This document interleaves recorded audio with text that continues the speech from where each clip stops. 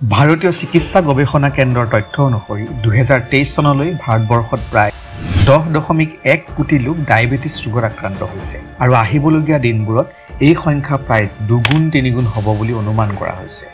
ভাৰতবৰ্ষত দ্ৰুতগতিত বাঢ়িছে ডায়েবেটিছ ৰোগীৰ সংখ্যা। এই ৰোগ এদিনতে হওঁ বুলিলে হোৱা ৰোগ নহয়। প্ৰি ডায়েবেটিক টাৰ্ম আপুনি শুনিছেনে? এনে এটা ষ্টেজ য'ত এজন লোকক নৰ্মেল বুলি অভিহিত কৰিব নোৱাৰি বা ডায়েবেটিছ ৰোগত আক্ৰান্ত বুলি অভিহিত কৰিব নোৱাৰি।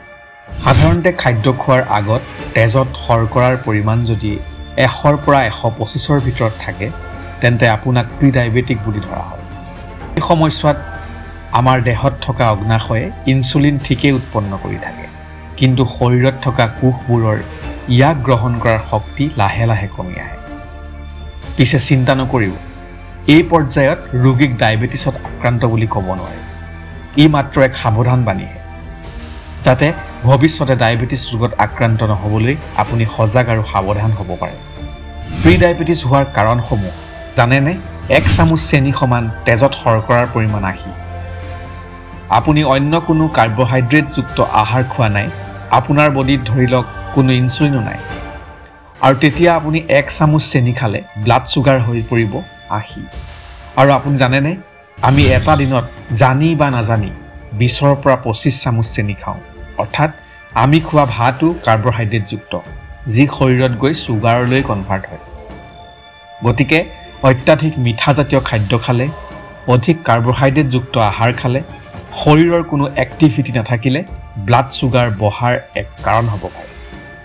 প্ৰি ডায়েবেটিছৰ লক্ষণ সকলোৰে দেহত যে এইকেইটাই লক্ষণ দেখা দিব পাৰে তেনে নহয়। সাধাৰণতে দেখা দিয়া লক্ষণসমূহৰ ভিতৰত হঠাৎ কিলাকুটি বা কাষলতি তলৰ বৰণ কলা হৈ যোৱা, ভাগৰ লগা, প্ৰস্ৰাৱ নিশাৰ ভাগত 3-4 বাৰ লগা আদি হ'ব পাৰে। এতিয়া প্ৰশ্ন হৈছে, মানুহ প্ৰি ডায়েবেটিছৰ পৰা পুনৰ নৰ্মেল অৱস্থালৈ উভতি আহিব পাৰিনে? আমি ইতিমধ্যে কৈছোৱেই, ই কোনো বেমাৰ নহয়, ই এক সাৱধান বাণীহে। এই সময়ছোৱাত যদি আমি চেনি খোৱা কমাই দিওঁ, কাৰ্বহাইড্ৰেটযুক্ত আহাৰ খোৱা কমাওঁ, দৈনিক 1 ঘণ্টা নিজৰ শৰীৰটোৰ বাবে দিওঁ, শাৰীৰিক অনুশীলন কৰোঁ, তেতিয়া ডায়েবেটিছ ৰোগৰ পৰা নিজকে ৰক্ষা কৰিব পাৰি। ডায়েবেটিছ সাধাৰণতে এক লাইফষ্টাইলজনিত ৰোগহে। গতিকে আমি নিজেই আমাৰ লাইফষ্টাইল সংশোধন কৰি এই ৰোগ আমি নিয়ন্ত্ৰণ কৰিব পাৰোঁ। সাধাৰণতে এয়া আমাৰ এক সজাগতাহে। যিকোনো ধৰণৰ শাৰীৰিক সমস্যাৰ বাবে চিকিৎসকৰ কাষ চাপক।